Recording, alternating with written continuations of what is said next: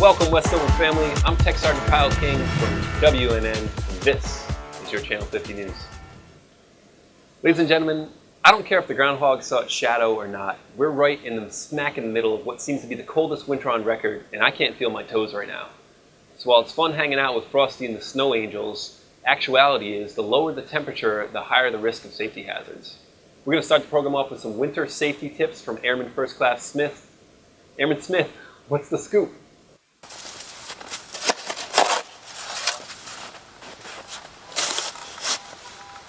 I didn't see you there. I'm just out here shoveling so that my fellow airmen don't trip and fall and have to fill out a form 978, an incident report. Oh, whoa, what's that over here?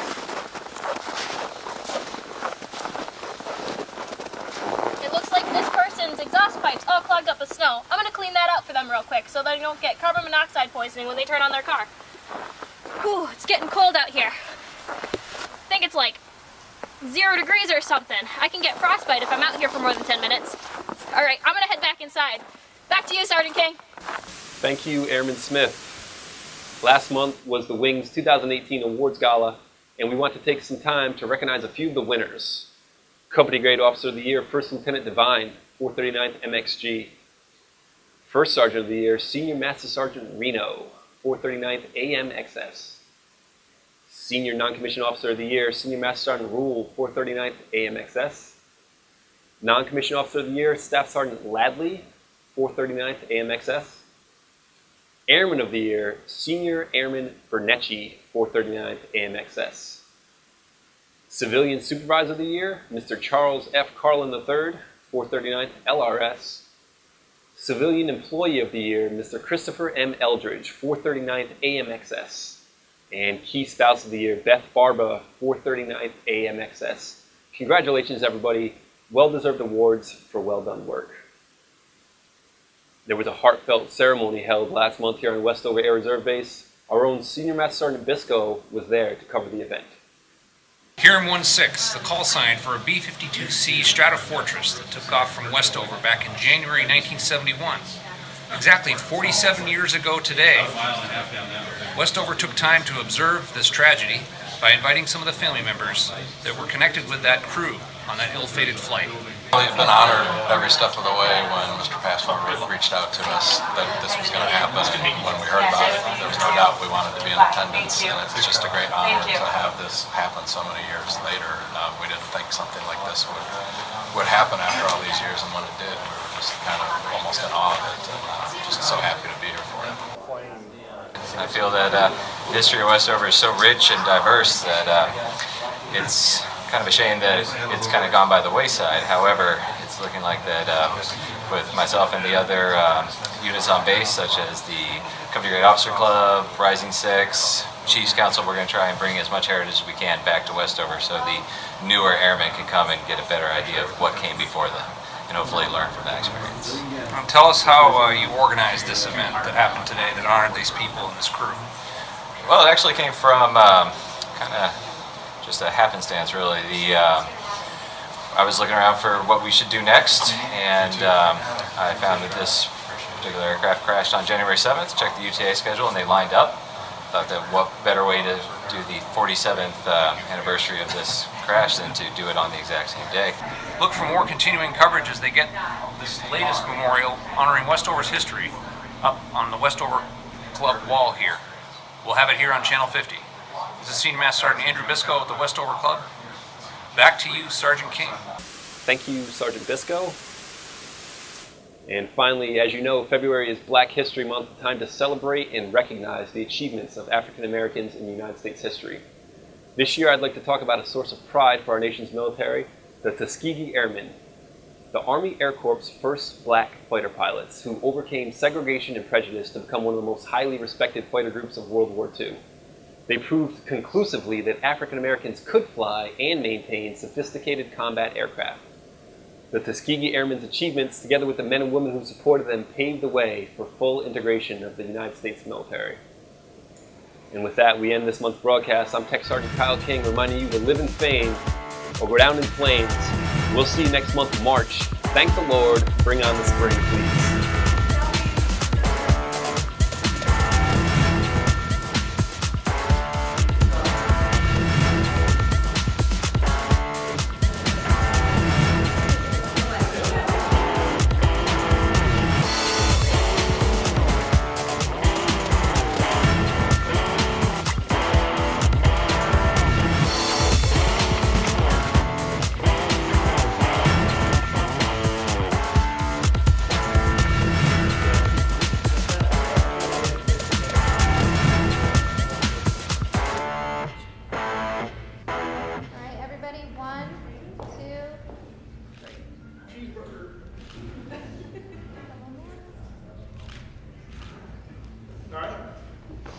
Thanks, guys.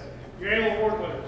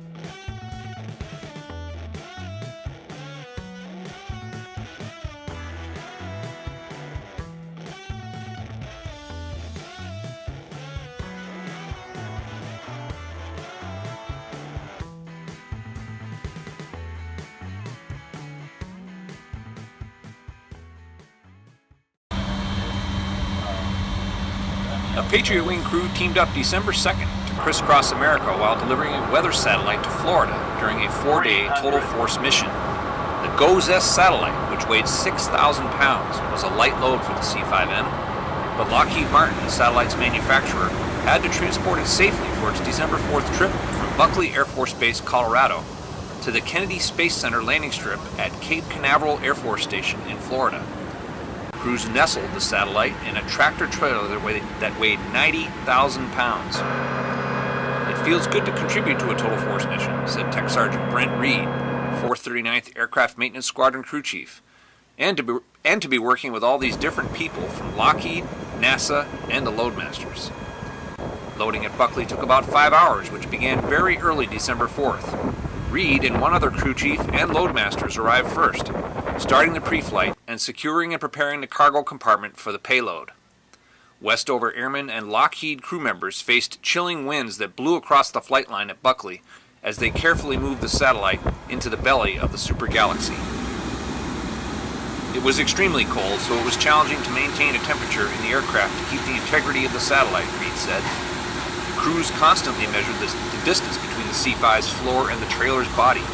Powerful winches from inside the aircraft gingerly pulled the satellite into the C-5's 121-foot-long cargo bay.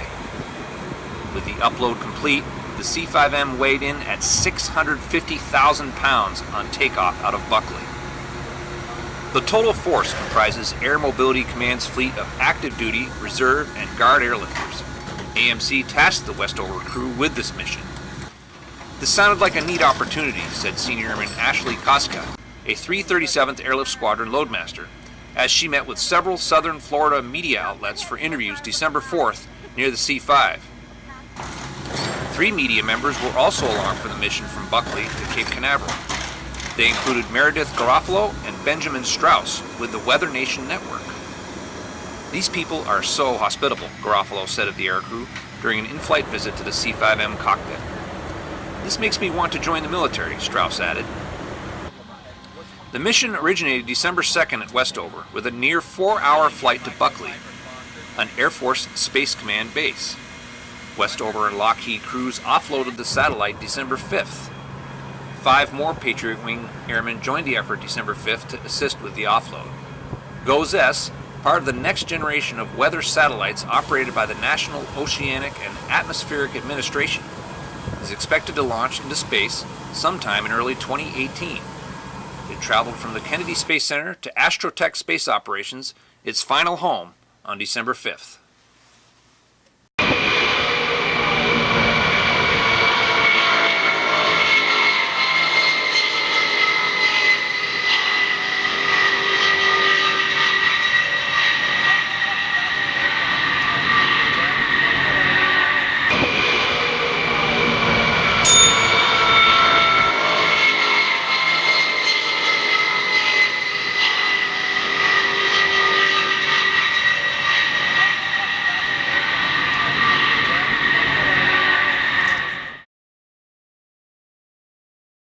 I'm Lieutenant Colonel Stoltzman, Staff Judge Advocate with the 439th.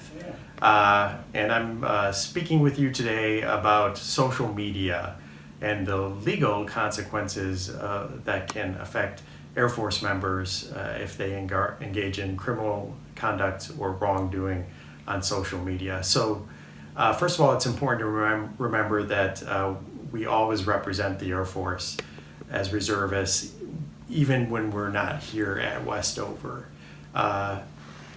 If we engage in conduct on social media that is criminal in nature and we're in status or on orders, members can be prosecuted under the UCMJ for that activity. But even if people engage or members engage in misconduct or wrongdoing on social media and they're not in status, the Air Force can still take administrative action against them up to and including administrative discharge. So if members use social media to advertise hate groups or associate with organizations that have been identified as racist, or if members engage in sexual misconduct on social media, taking photos that they've been given of people in the nude and sharing those photos without their permission, that can have consequences on someone's career. So I really encourage everyone to think as they're out there in the digital world interacting. It is out there for everybody to see.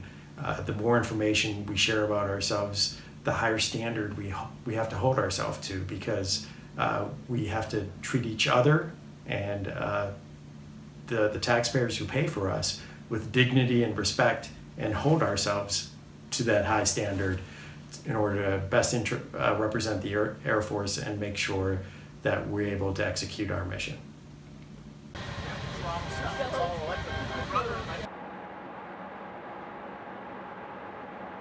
Julia number, it's right. It looks like you have an extra. So I've been a flight engineer for about 2 years now. A lot of training for the first year and a half, and came in. I was a little lost in life. I was going through college, had to financially withdraw, and talked to a few people. A lot of them spoke highly of this job, said I get to see the world.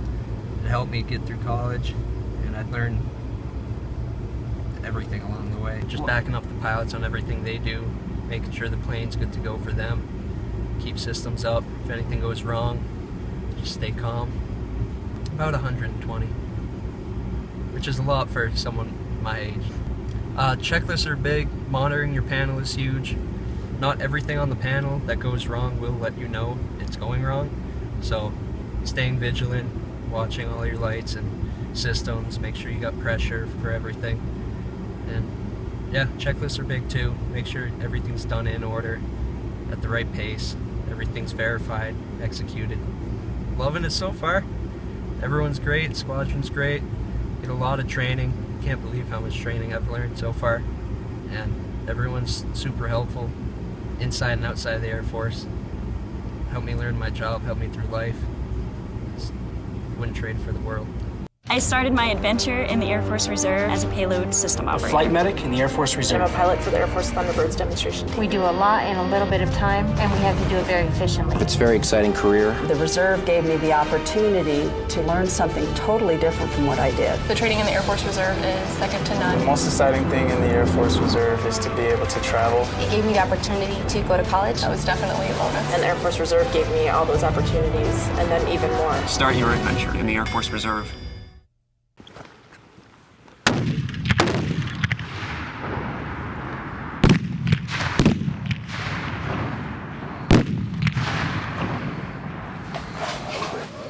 All right, rockets are pointed at the base. You guys need to get moving. You need to get moving yesterday. Security's waiting outside. Escorting to the side.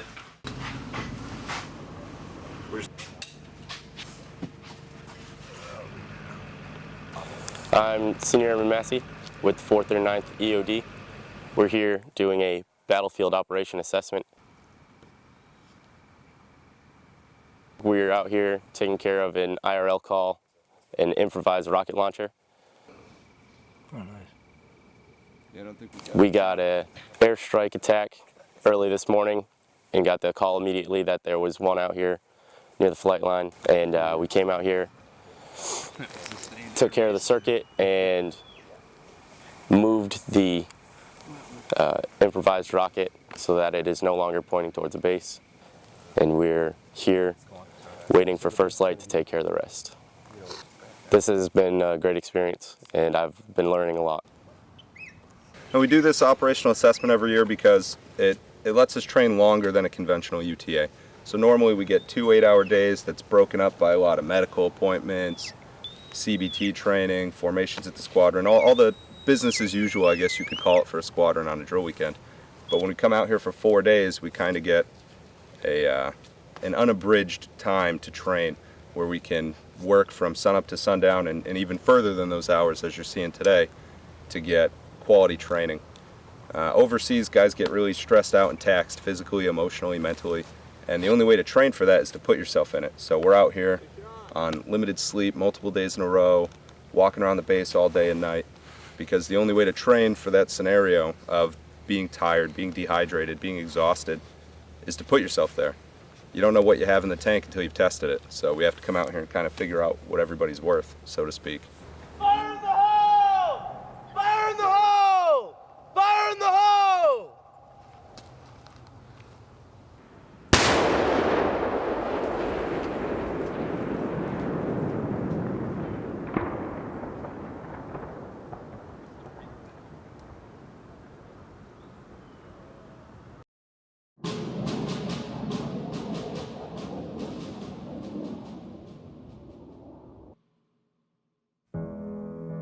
We weren't the kind to go looking for the spotlight.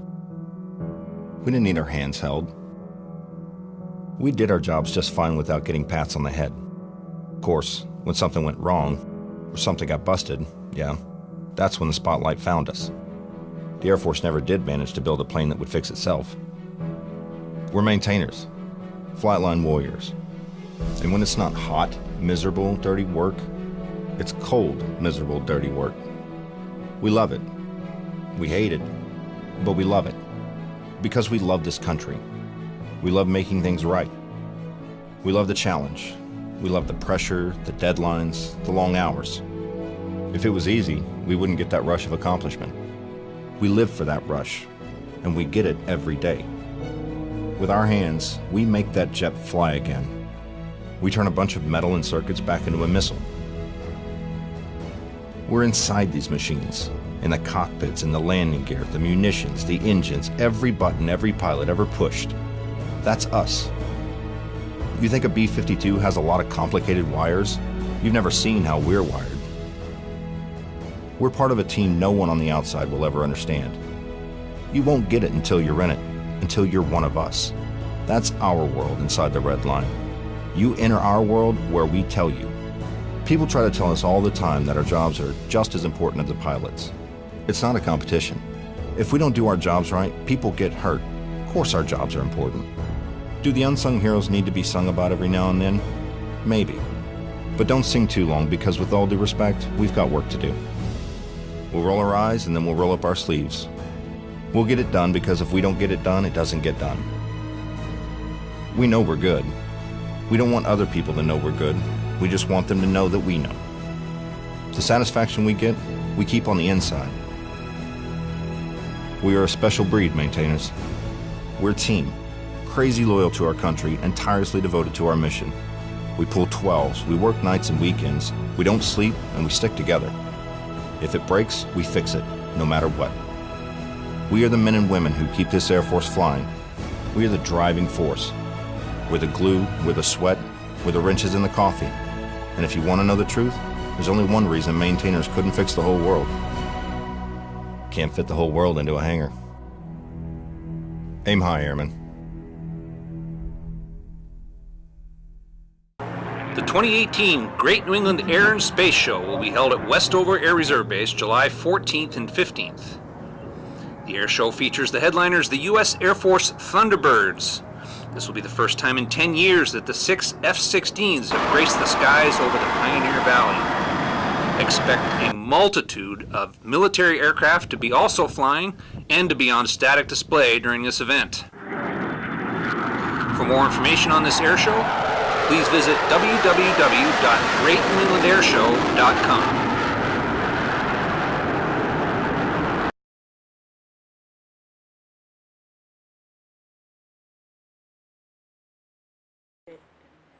Okay, go ahead. He's taking that video.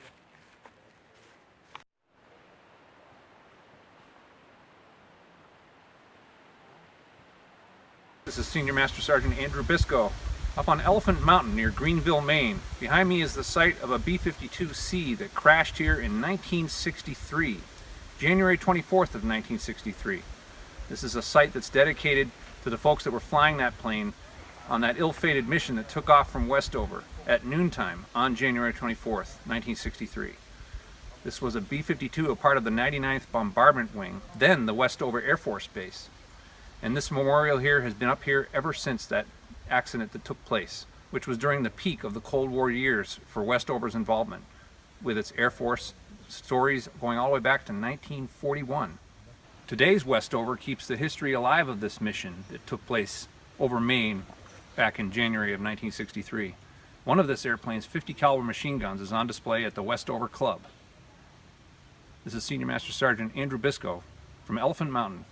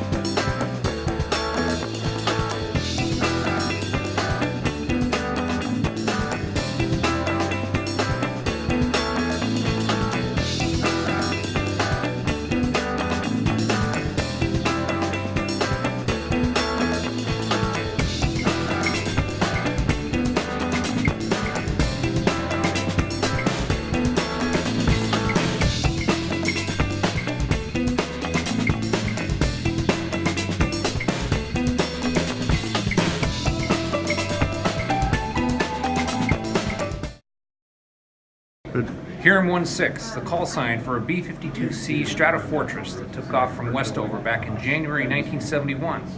Exactly 47 years ago today, Westover took time to observe this tragedy by inviting some of the family members that were connected with that crew on that ill-fated flight. The airplane took off from Westover and was performing a low-level mission over the Great Lakes in Michigan when it crashed into Lake Michigan. No one survived the accident. Todd Crowley, your dad was Captain Joel Hirsch. Correct. Tell us about how you felt about this today with this memorial. Well, it's just really been honored every step of the way when Mr. Passmore reached out to us that this was going to happen. And when we heard about it, there was no doubt we wanted to be in attendance, and it's just a great honor to have this happen so many years later. We didn't think something like this would happen after all these years, and when it did, we were just kind of almost in awe of it, and just so happy to be here for it. Besides being in the aerial port and being a first lieutenant, you have a vested interest in this, in the history of Westover. I do. I feel that the history of Westover is so rich and diverse that it's kind of a shame that it's kind of gone by the wayside. However, it's looking like that with myself and the other units on base, such as the Company Grade Officer Club, Rising Six, Chiefs Council, we're going to try and bring as much heritage as we can back to Westover so the newer airmen can come and get a better idea of what came before them and hopefully learn from that experience. And tell us how you organized this event that happened today that honored these people and this crew. Well, it actually came from kind of just a happenstance, really. I was looking around for what we should do next, and I found that this particular aircraft crashed on January 7th, checked the UTA schedule, and they lined up. Thought that what better way to do the 47th anniversary of this crash than to do it on the exact same day, and that we had the picture of the aircraft so prominently that we could get the public affairs with Mr. Pope involved to use his artistic style to draw up something and create a canvas print for everyone to see. And it just so happened that I was able to track down Mr. Crowley as well. It's just an honor to be here. It was really well done, and I appreciate the attendance and everybody's time and efforts along the way, and all of your time and efforts just being in the Air Force too. You've got a lot of supporters out there. Everybody I told about this event said not only is that so cool to remember your dad, but it's like you guys are the real heroes, and that's the way we feel. So thank you. Well, thank you very much. We're honored we could honor your dad. Thank you very much. This drawing was created by Mr. William Pope in Public Affairs, one of the renowned artists of Westover. It'll soon go up on the wall here at the Westover Club. It'll join another memorial for another B-52 from Westover that crashed in January of 1963 up at Elephant Mountain in Maine.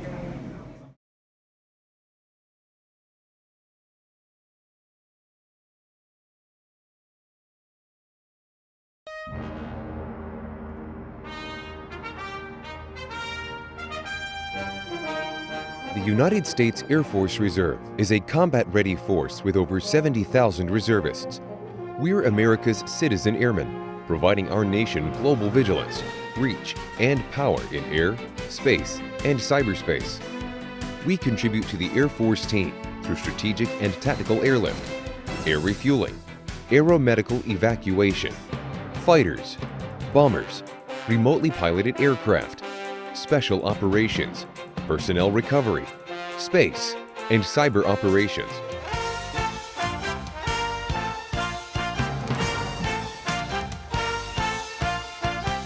Air Force reservists also perform unique missions, including aerial spraying, hurricane hunting, and a shared mission of aerial firefighting with the Air National Guard.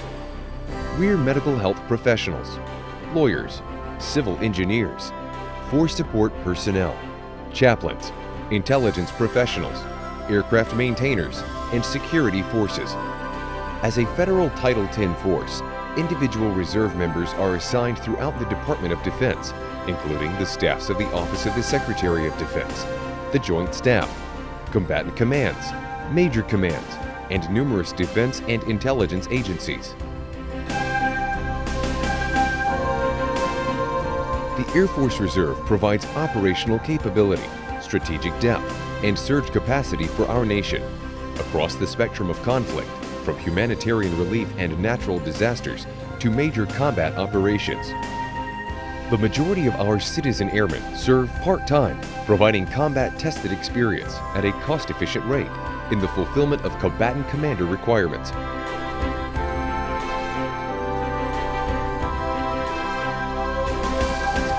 We're as diverse as our nation, with a link to over 60 installations and the surrounding communities where we live, work, and serve with distinction as America's citizen airmen. A proud member of the Air Force team for over 65 years, the United States Air Force Reserve, stationed locally, serving globally.